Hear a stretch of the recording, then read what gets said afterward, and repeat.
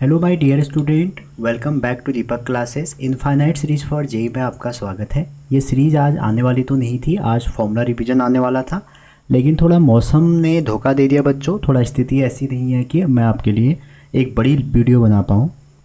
Charge भी नहीं है इसमें और कई सारी चीज़ें नहीं हैं, तो आपकी जो लर्निंग है वो रुके ना और वीडियो का सीक्वेंस रुके ना, तो मैं एक छोटी सी वीडियो आपको दे रहा हूँ। जब कभी भी ऐसा होता है इनफाइनाइट सीरीज और डीएनए सीरीज में डाल देता हूँ जिससे आपको फ़ायदा मिले। तो आज का जो है मेरा इंटेंसिव और एक्सटेंसिव वेरिएबल आपने पढ़े होंगे। अगर आप फिजिक्स और केमिस्ट्री कहीं भी देखें तो थर्मोडायनेमिक्स में दो तरह के वेरिएबल होंगे। आपके स्ट्रेट वेरिएबल, अभी हम जब फॉर्मूला रिवीजन करेंगे तो इसमें जाएंगे। तो जनरली बच्चों जो स्ट्रेट वेरिएबल होते हैं, जो आपके थर्मोडायनेमिक्स में स्टेट वेरिएबल होंगे, वो दो टाइप के होते हैं। एक जो हमारा पहला टाइप है उसको आप बोल सकते हो इंटेंसिव।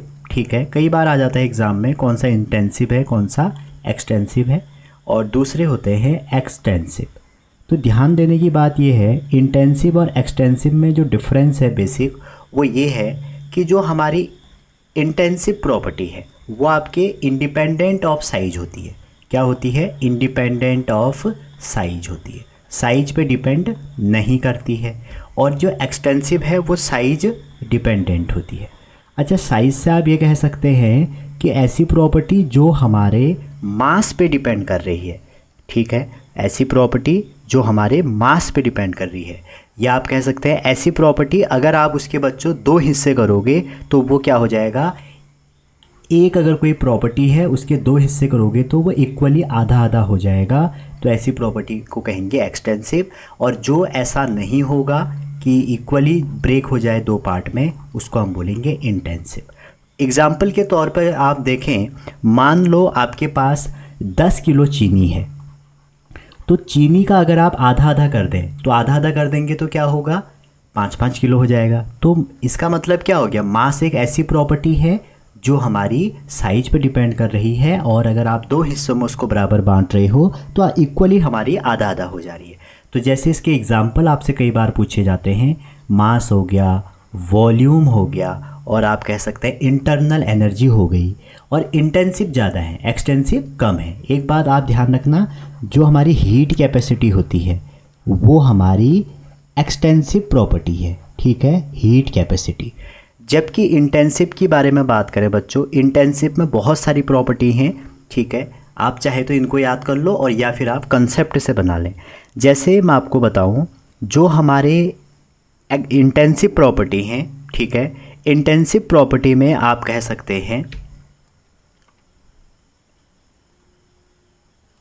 आपकी जो प्रॉपर्टी हैं, जैसे विस्कोसिटी हो गई, ठीक है, विस्कोसिटी हो गई, आप कह सकते हैं टेम्परेचर हो गया। अगर आपके पास एक गिलास पानी है जिसका 100 डिग्री सेंटीग्रेड टेम्परेचर है, अगर आप उसको आधा आधा गिलास कर दें तो 50-50 डिग्री सेंटीग्रेड थोड़ी होगा, तो टेम्परेचर हो गया, डेंसिटी हो गई।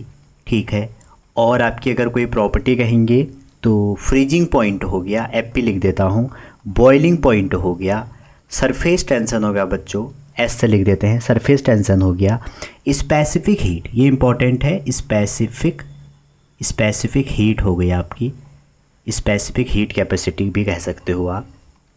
ठीक है, और केमिस्ट्री में जाओगे तो कंसंट्रेशन हो गया। मतलब ज़्यादातर आपको इंटेंसिव प्रॉपर्टी ही मिलेंगी। ठीक है, इसके बाद आप कह सकते हैं प्रेशर, हमने लिख दिया, नहीं लिखा, प्रेशर हो गया।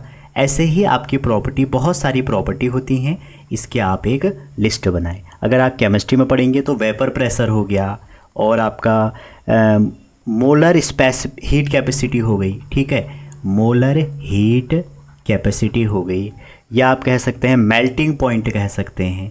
तो ऐसी ही हमारी प्रॉपर्टी जो होते हैं, इन प्रॉपर्टी को बोलते हैं इंटेंसिव। समझ में आ गया? आगे जब हम इसमें चलें, आप ध्यान रखना, अगर आपका कोई ए प्रॉपर्टी एक्सटेंसिव है और बी भी एक्सटेंसिव है, तो हमेशा याद रखना कि दो एक्सटेंसिव प्रॉपर्टी का अगर रेशियो होगा, ये आपका इंटेंसिव होगा। क्या होगा? इंटेंसिव होगा। अगर आपके दो कोई प्रॉपर्टी हैं जो आपकी एक्सटेंसिव हैं, तो उनका रेशियो हमेशा इंटेंसिव होता है। दूसरी बात, अगर इनकी प्रोडक्ट की बात करें, या आप पहले इसका प्लस माइनस कर लें, दोनों का एडिशन या सब्ट्रैक्ट जो होगा वो हमारा एक्सटेंसिव ही होता है, ठीक है। और प्रोडक्ट हमारा ऐसा कुछ डिफाइन नहीं होता है। ये वाली प्रॉपर्टी आपकी इम्पॉर्टेंट है। क्लियर है यहाँ तक? तो ये था हमारा एक्सटेंसिव प्रॉपर्टी और इंटेंसिव प्रॉपर्टी, ठीक है। इसी के साथ हम एक और चीज़ डिस्कस करेंगे, वो ये है बच्चों, थर्मोडायनेमिक फंक्शन दो तरह के होते हैं। एक होते हैं पॉइंट फंक्शन, ठीक है। ये थ्योरेटिकल चीज़ें अब आपसे बहुत ज़्यादा पूछी जा रही हैं, तो आप इनको ध्यान में रखना। एक होते हैं पॉइंट फंक्शन, एक होते हैं पाथ फंक्शन, ठीक है।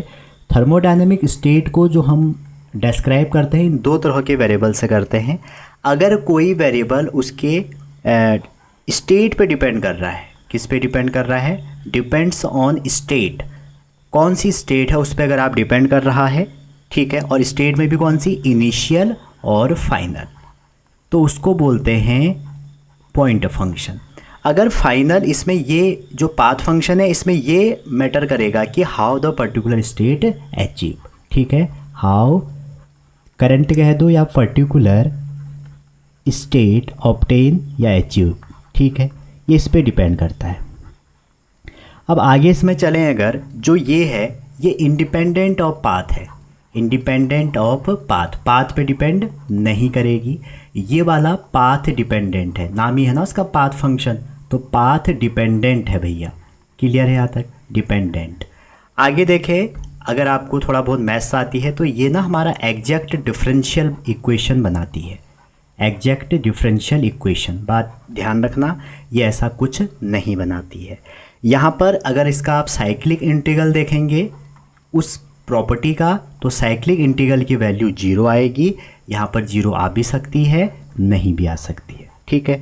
एग्जाम्पल के तौर पे बताऊँ, ये वाली जो प्रॉपर्टी है बच्चों, ये हमारी चेंज को बताती है। तो जितने भी थर्मोडायनेमिक प्रॉपर्टी हैं या वेरिएबल हैं उसमें जिसमें भी चेंज आ रहा है, जैसे इंटरनल एनर्जी में चेंज, जैसे एंथैल्पी में चेंज, जैसे गिब्स एनर्जी में चेंज, ठीक है। और प्रेशर हो गया, टेम्परेचर हो गया, वॉल्यूम हो गया, मास हो गया, ये सारे पॉइंट फंक्शन है। और पाथ फंक्शन में दो ही ज़्यादातर इम्पॉर्टेंट है, हीट और वर्क। तो इससे रिलेटेड काफ़ी क्वेश्चन पूछे जाते हैं रोज़ तोड़ तोड़ के, तो आप इसको ध्यान में रखेंगे, ठीक है। यहाँ पर जो चेंज है बच्चों उसको दिखाया जाता है इससे, और यहाँ पर जो चेंज है उसको दिखाया जाता है पार्शियल डेरिवेटिव, ठीक है। तो ये था हमारा, लाइट नहीं है और इसमें चार्ज भी नहीं है, और आप देख ही रहे होंगे बैटरी सेवर आ चुका है। तो आज इतना ही करेंगे। उम्मीद करता हूँ आपका सीक्वेंस न टूटे और आप पढ़ते रह रहे हैं। अगर चीज़ें पसंद आ रही हैं, आपको लग रहा है कि यार कुछ तो हमारे लिए सर अच्छा कर रहे हैं, तो चैनल को लाइक शेयर सब्सक्राइब करें और आगे बढ़ाएं। Thank you, wishing all the best.